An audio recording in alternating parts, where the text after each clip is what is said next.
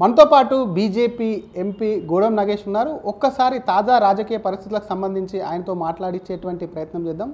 Sir, దేశవ్యాప్తంగా కూడా కాంగ్రెస్ దొంగ ఓట్లు, ఓట్ చోరీ అంటే పెద్ద ఎత్తున ఉద్యమం తీసుకొస్తుంది. తెలంగాణలో కూడా అదే నినాదంతో కూడా ఒకవైపు పీసీసీ ముందుకెళ్తున్నారు. దొంగ ఓట్లతోనే ఎంపీలు 8 మంది గెలిచింది బీజేపీ అంటారు. అందులో మీరు కూడా ఉన్నారు.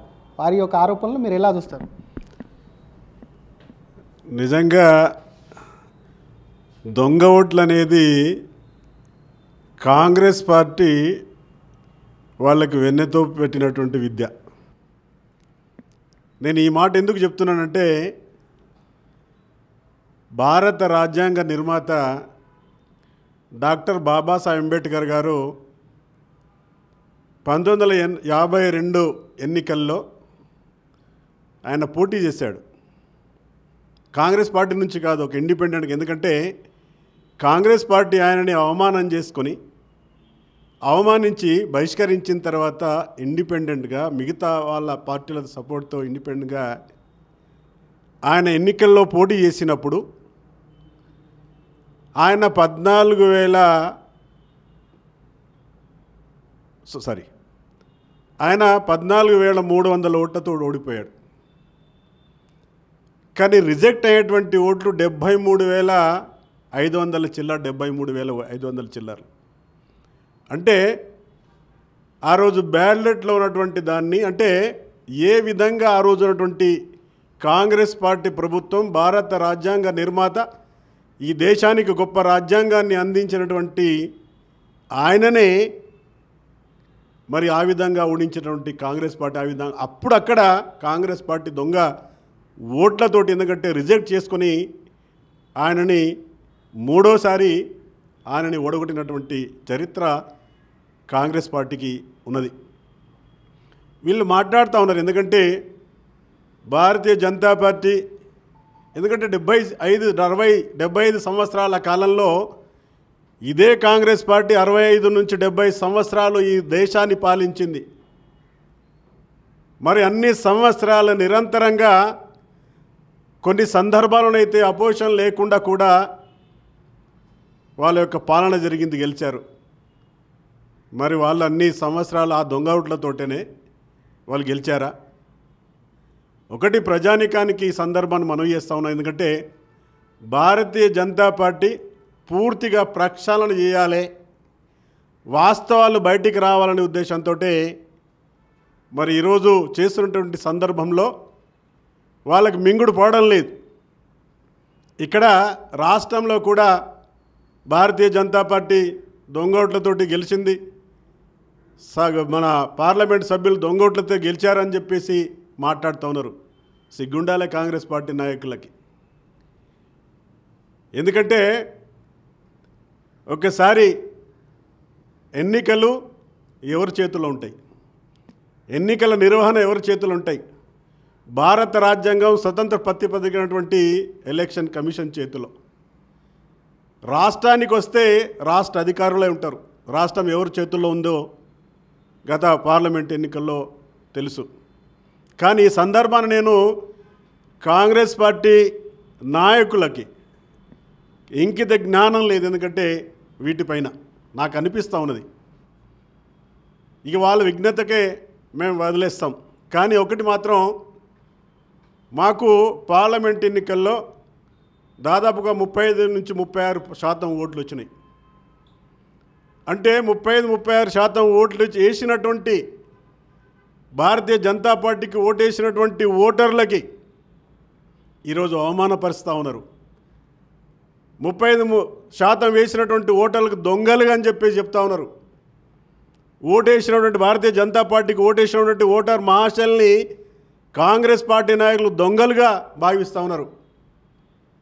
ప్రజానికాన్ని, ఓటర్ మహాశైలికి నేను విజ్ఞప్తి చేస్తూ ఉన్నా, భవిష్యత్తు కాలంలో ఈ కాంగ్రెస్ పార్టీకి ఎప్పుడైతే ఈ కాంగ్రెస్ పార్టీకి మరి మొన్న జరిగినటువంటి ఎన్నికల్లో మిమ్మల్ని దొంగలుగా చిత్రీకరిస్తున్నటువంటి ప్రయత్నం చేస్తున్నటువంటి కాంగ్రెస్ పార్టీకి ఎప్పుడు కూడా దరిదాపులో రానియకుండా భారతీయ జనతా పార్టీ వైపునే ఎందుకంటే ఉంటారని చెప్పేసి నేను భావిస్తూ ఉన్నాను, ఉండాలని చెప్పేసి కోరుతా ఉన్నాను. ఎందుకంటే ఈ దేశం అటువంటి ప్రధాని నరేంద్ర మోడీ గారి నాయకత్వాన్ని, ఈ దేశం ఎవరి చేతిలో ఉంటే పటిష్టంగా ఉంటుంది, ఈ దేశం ఎవరి చేతిలో ఉంటే మరి ఇతర దేశాలు ఏవైతే దేశాల నుంచి మనకు రక్షణ ఉంటుంది, ఈ ప్రాంతంలో ఒక్కసారి మనం 11 సంవత్సరాల యొక్క నరేంద్ర మోడీ గారి భారతీయ జనతా పార్టీ ప్రభుత్వం యొక్క కాలంలో చూద్దాం. ఎక్కడ కూడా కనీసం బాంబ్ బ్లాస్ట్ కాలే, ఎక్కడ ఉగ్రవాదుల యొక్క ఇది కాలే. ప్రశాంతంగా ఉన్నటువంటి సందర్భంలో మన మేలో ఒక్కటి మాత్రం జరిగింది, కానీ దాన్ని కూడా ఏ విధంగా సింధూర్తో ఏ విధంగా అటాక్ చేశారో తెలుసు.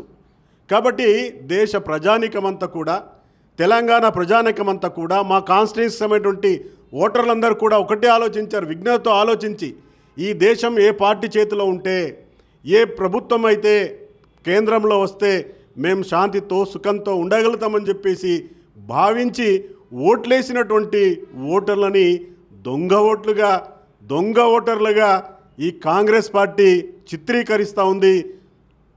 జనాన్ని, ఓటర్లందరినీ కూడా ఇలాంటి కాంగ్రెస్ పార్టీని మీరు వచ్చే ఎన్నికల్లో, ఈ ఎన్నికైనా కూడా వచ్చే ఎన్నికల్లో ఏ ఎన్నికైన వాళ్ళని మీరందరూ కూడా తిరస్కరించాలని చెప్పేసి నేను ఈ సందర్భంగా కోరుతా ఉన్నాను.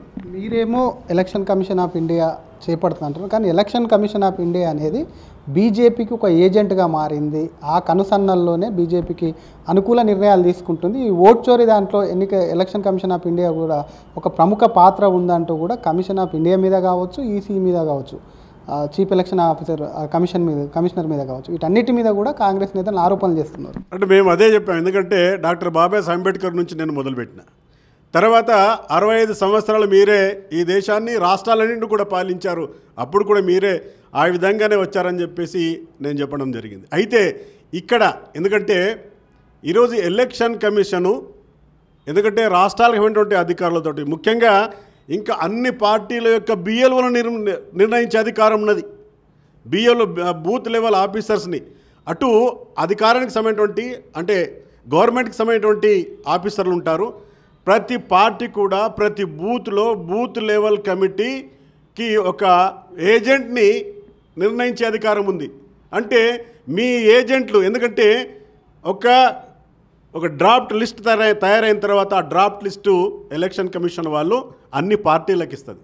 అన్ని పార్టీల యొక్క బూత్ లెవెల్ ఏజెంట్లన్నీ కూడా వాళ్ళు పూర్తిగా చూసుకోవాలి, ఎవరు ఓట్లు ఉన్నాయి, ఎవరు ఎటు పోయినాయని చెప్పేసి చూసుకోవాల్సినటువంటి బాధ్యత వాళ్ళది.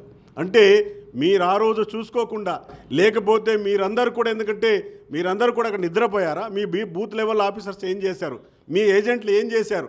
ఎందుకంటే పూర్తిగా ఎలక్షన్ కమిషన్ పైన ఈరోజు ఆరోపణలు చేయడం మానుకోవాలి. మీరు కూడా బాధ్యత ఉన్నది, మీరు అక్కడ చేసుకోలేదు. అన్ని పార్టీలకు, అన్ని రాజకీయ పార్టీలన్నిటి కూడా ఓటర్ లిస్ట్ ఇచ్చిన తర్వాత దాన్ని వెరిఫికేషన్ చేసుకొని ఫైనల్గా ఏదో ఒక ప్రక్రియ ఉంటుంది. ఆ నెల రోజులు కూడా, ఈవెన్ ఫైనల్ లిస్ట్ వచ్చిన తర్వాత కూడా మనకు ఓటింగ్ వేసేంత వరకు కూడా ఎక్కడ ఏ ఓటు ఉందో దాన్ని కాంప్లైంట్ చేసే అధికారము ప్రతి ఒక్క పార్టీకి ఉంటుంది. ఆ వ్యవహారాలు అది చేయకుండా ఏదో ఓటు చోరీ అని చెప్పేసి ఈరోజు, ఎందుకంటే బీహార్ ఎలక్షన్లు ఉన్నాయి, ఇక అన్ని ఎలక్షన్లో ఓడిపోతూ ఉన్నారు. ఇక్కడ మరి 8 మంది ఎంపీలు గెలిచారు. వాళ్ళు మరి మేము మొత్తం కూడా 17 గెలిచేవాళ్ళం కదా, లేకపోతే మేము 400 పార్ అన్నాం, మరి 400 పార్ కాదు 450 పార్ అవుతుంటాం కదా. ఆ విధంగా చేస్తే మాకెందుకు 240 వచ్చినాయి? 282 14లో వస్తే, 303 19లో వస్తే మరి 240 ఎందుకు వస్తాయి? మేము కూడా 450 పార్ అవుతుంటాం, 400 కాదు 450 పార్ అవుతుంటాం. కనీసం ఇంకితగినట్టు జ్ఞానం లేకుండా, ఎందుకంటే వాళ్ళకి డిసైడ్ అయిపోయింది మేము బీహార్ పోతా ఉన్నాం కాబట్టి ఏదో ఒకటి ముందే ఆడలేక మధ్యలో ఓడినట్టుగా, ఎందుకంటే ముందే ఒకటి ఆరోపణ చేస్తే హం పైలే పోలేనా ఐసా హోరా అని చెప్పేసి, హం పైలే పోలని చెప్పేసి, ఎందుకంటే కనీసం పేస్ సేవింగ్ కోసమైనా చేసుకునేటువంటి నాటకం తప్ప ఏమీ లేదు. నిన్న పీసీసీ మాట్లాడుతూ నిజామాబాద్ జిల్లాకు సంబంధించి నిజామాబాద్లో మహారాష్ట్ర నుంచి వచ్చి దొంగ ఓట్లు వేశారంటూ, మీది బార్డర్, యాక్చువల్లీ మీకు మహారాష్ట్ర పక్కనే ఉంటుంది, నిజామాబాద్లోనే జరిగిందా? మరి మీ కాన్స్టిట్యున్సీలో కూడా దొంగ ఓట్లు పడ్డాయి, దొంగ ఓట్లతోనే గోడం నాగేష్ గెలిచారా అనేది? అంటే దొంగ ఓట్లు పడ్డాయని చెప్పేసి, అంటే దాదాపుగా మహారాష్ట్ర వాళ్ళు ఓట్లు వేసిండ్రు అనేది అయితే సంవత్సరం అయిపోయింది. ఓటింగ్ రోజు నీ ఏజెంట్లు పడుకున్నారా? నువ్వు పడుకున్నావా? నువ్వు ఆ రోజు దొంగ ఓట్లు ఎవరైనా ఉంటే నువ్వు కాంప్లైంట్ చేయి, డిమాండ్ చేయి. డిమాండ్ చేసిన తర్వాత అక్కడ ఎలక్షన్ ఆఫీసరు లేకపోతే ప్రెసిడింగ్ ఆఫీసరు దాన్ని యాక్షన్ తీసుకుంటారంటే నువ్వు పడుకొని చూసుకుంటా ఉన్నావా? అలాంటి ఉంటే ఆ రోజే నువ్వు కాంప్లీట్ చేయాలి, ఆ రోజే డిమాండ్ చేయాలి. డిమాండ్ ఓటింగ్ కూడా ఉంటుంది కదా, డిమాండ్ ఓటింగ్ కూడా ఉంటుంది. లేకపోతే కాంప్లీట్ ఎవరన్నా బోకస్ ఓట్లు వస్తే కాంప్లీట్ చేయాలి. నీ ఏజెంట్లు లేరా నీ కాడ? నీకు ఏజెంట్లు ప్రతి బూత్లో ఏజెంట్ పెట్టుకోవాలి కదా. నీకు రాజ్యాంగం ఇచ్చినటువంటి ఎలక్షన్ కమిషన్ ఇచ్చినటువంటి హక్కు కదా. ప్రతి పోలింగ్ బూత్లో నీ ఏజెంట్ నీ ఏజెంట్ ఎక్కడి నుంచో పట్టుకొచ్చినావా? వాళ్ళు గుర్తుపట్టలేదు ఆ రోజు? గుర్తుపడితే ఆ రోజు నువ్వు కాంప్లీట్. ఈ రోజు ఏంది అంటే కావాలని చెప్పేసి ఏదో బురద జల్లాలా? లేదు మేము ఇప్పుడు ఎందుకంటే 420 హామీలు ఇచ్చినాం, మేము చట్టబద్ధత కల్పిస్తాం, నెల రోజులనే 100 రోజులనే చట్టబద్ధత కల్పిస్తాం మా హామీలు అని చెప్పేసి చెప్పినటువంటి దాన్ని తప్పించుకోవడానికి సరే లోకల్ బాడీ ఎలక్షన్స్ వచ్చినాయి కాబట్టి ఏదో ఒకటి చేయాలని చెప్పేసి మాత్రం తప్ప ఇంకేది కాదు. ఎందుకంటే ఆ రోజే నువ్వు చేసేదో, లేకపోతే ఆదిలాబాద్ కావచ్చు, లేకపోతే నిజామాబాద్ కావచ్చు, మెదక్ కావచ్చు, లేకపోతే ఇటు అన్నీ మేము గెలిచినటువంటి 8 ఏదైతే పార్లమెంట్ సెగ్మెంట్లు ఉన్నాయో ఆ సెగ్మెంట్లలో మీ ఏజెంట్లు లేరా? మీ పార్టీ లేదా? ఉన్నారు కదా. మరి ఎటువంటి వాళ్ళని ఇది చేస్తారు? మీ పార్టీ కార్యకర్తలను పంపించారా? లేకపోతే వాళ్ళని ఏదో అరే ఈ రోజు కోసం కూర్చోరా మేము కొంత పైసలు ఇస్తామని చెప్పేసి అలాంటి వాళ్ళని కూర్చోబెట్టారా? ఏదో ఆయన నాకెంతో ఈరోజు వస్తుంది కాబట్టి ఆయన పోయి ఆయన హాయిగా కూర్చొని వచ్చాడా? మీ పార్టీ ఏజెంట్లు కాదు అక్కడ పోలింగ్ డే రోజు ఆ రోజు బూత్లలో కూర్చున్న వాళ్ళు. కనీసం జ్ఞానం ఉండాలి కనీసం. ఎందుకంటే పిసిసి అధ్యక్షులు మాట్లాడుతున్న మాటలు ప్రజలు నవ్వుతూ ఉన్నారు. చదువుకున్న వాళ్ళైతే పోని, మామూలు చదవనట్టు వాళ్ళు కూడా నవ్వుతూ ఉన్నారు. ఈ సిస్టమ్ని తెలుసుకొని ఇంకిది జ్ఞానం లేకుండా మాట్లాడుతూ ఉన్నారని చెప్పేసి. ఇది ఒకవైపు దొంగ